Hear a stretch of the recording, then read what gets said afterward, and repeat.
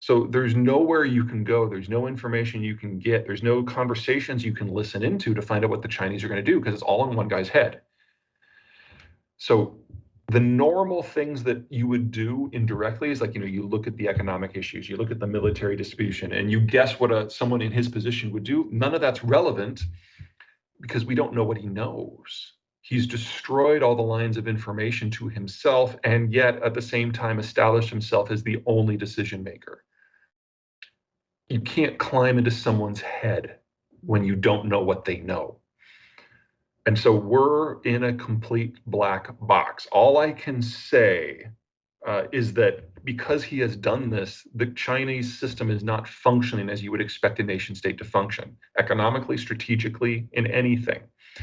And so we have been seeing ever more interesting policy failures across the system, whether it's in housing or in finance or in supply chains or in diplomacy.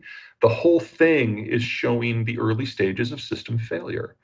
And so that 10-year horizon I keep talking about, that's actually the best case scenario. That assumes you've got a government that's doing mitigation all the way down. And we don't have that right now. There's not a lot that we can do here. We can't stop in Ukraine because we just face a bigger war a few months later. North Korea is a bit of a black box itself. And so we're always going to need some sort of missile defense there. And the Chinese system has become a question mark. And, barring preemptively carpet nuking these places, which I am not recommending, your only option is to make sure that if something does get flung, you're in a position to intercept it. Missile defense. If it becomes obvious that the United States is going to pick favorites but not put boots on the ground and is not interested in a broader regional strategic picture, we just pick friends and go from it, then anyone who is not one of those friends, whether they're friends or foes, good or bad countries, nukes are really the only option that they can really have. So I'm not so much worried about nukes in Iran. To be perfectly blunt, this technology is nearly a century old, and if Iran was capable of doing it, they would have done it already. I'm worried about Poland. I'm worried about Sweden. I'm worried about South Korea and Taiwan and Japan. I'm worried about Saudi Arabia. Countries that have the technical or financial means to either build one themselves or go out and buy one. And if they think the United States really isn't concerned with their security, and for the most part, we are not, then they're going to have to do something themselves. And that's a very different world. And that's where we'll be within 10 years. The world that we are just now leaving, the globalized system, we created that at the end of World War II in order to combat the Cold War. We basically created this system that provided so many huge economic benefits that everyone wanted to join. We would have to do something on that scale again. And I don't think we can do that without a significant change in the way Americans view everything. Coming out of World War II, we understood the cost of global instability in our bones. And so there was a tolerance for international involvement. We didn't have that after World War I. We had to lose 500,000 soldiers to be sufficiently shocked into involving ourselves. And so we're at this moment of political transition in the United States. Maybe the next transition is going to be more internationally minded, but it's hard to see the logic for it. The North American economy is doing very well. And in the transition we're going to see over the next 10 years, it's probably going to double the size of the industrial plant. I mean, that's a huge growth story, but it doesn't involve the Eastern Hemisphere. So it's difficult for me to see people on the left or the right embracing the sort of commitment that would be necessary to hold history at bay everywhere else. And then, of course, if we do decide we want to do that, the question is whether we can. This isn't 1970. We're not the only country with a navy anymore. There's only 2 countries in the world that have the capacity of doing that today on a regional basis. So France could do it in far Western Europe. Turkey could do it in Southeastern Europe and the upper parts of the Middle East. And they could have spheres of influence that have their own rules and their own security system that could work for them. But that's it. The Japanese found a way to get along with the Trump administration and the Biden administration. Japanese are the only people who figured out how to work with both sides of the American political aisle. So what could have been an independent sphere is now part of ours. And obviously, we're going to look out for the Western Hemisphere ourselves. And that's it.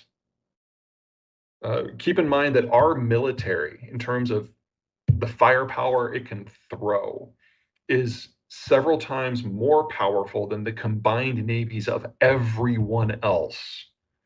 And the second most powerful navy in the world is Japan, and now they're on board. And the third most powerful is Britain. And if they can ever figure out Brexit, they'll probably be on board too. No one else can try. Oh, I'm perfectly willing of dumping on the United States when we do something stupid, and we do things that are stupid a lot.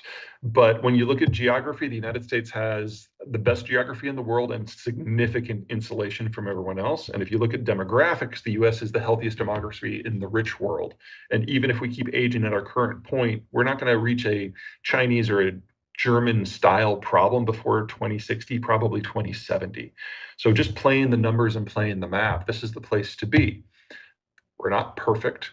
Dear God, we're not perfect. And I think Churchill said it best, is you can always count on the Americans to do the right thing after they've exhausted all other options. Ukraine is easily an order of magnitude more important than Gaza. So Gaza, for me, is, I hate to say this, especially if you're Israeli, I apologize, but it's a distraction. It's not a major issue. It's major for Israel. It's not major for anyone else. The future of Ukraine will determine what is possible in the Western Alliance, not just NATO and the EU, but the whole structure of the region and how Russia dies. Because if Ukraine falls, Russia will come for Europe. And if Ukraine succeeds, then we have to deal with the breakup of the Russian system, which will be much messier than the breakup of the Soviet system. And an order of magnitude more important than that is how China disintegrates, because it is the workshop of the world. And we've got $35 trillion of sunk costs and industrial plant in that continent or in that country, most of which is going to have to be rebuilt somewhere else. And how that process happens is going to determine the human condition for the next 50 years. I think he is sufficiently consolidated power with his own system to not have to worry about assassinations. And by Russian standards, he's in great health because he doesn't drink. So I would expect him to continue to run the Russian Federation until the day the Russian Federation dissolves, whether that is a year from now or 30 years from now. He spent a lot of his last 22 years as president basically dismantling the methods by how someone might rise up through the system. So he's got his inner circle, he's got his outer circle. The two of them combined are under 130 people, and that is everyone within the Russian system who is a decision maker. There's no one coming up from below. He hasn't been as thorough of purging the system as, say, Xi has, because Xi is one. There's no one else. But Putin has done a very good job of making sure that those 130 people think of him as the person who ultimately decides everything that matters. And they know that there is no one else among the 130 that could even theoretically take Putin's place, with one exception. There's a guy by the name of Igor Sechin who runs Rosneft, the state oil company, used to be an arms smuggler during the Soviet period. He might have the guts and the brains to do it. But if there's one thing that the other 129 agree on, it's that Igor Sechin is an asshole, and he would probably be killed within 24 hours of offing Putin. Himself. Yeah, well, I mean, he comes from the security services. So intelligence is in his blood, and that's where his strongest allies are. And his second strongest allies are in organized crime. So if he wants somebody gone, he either has the official state do it or some irregular group do it. And it's, at least from a leadership point of view, it's been effective.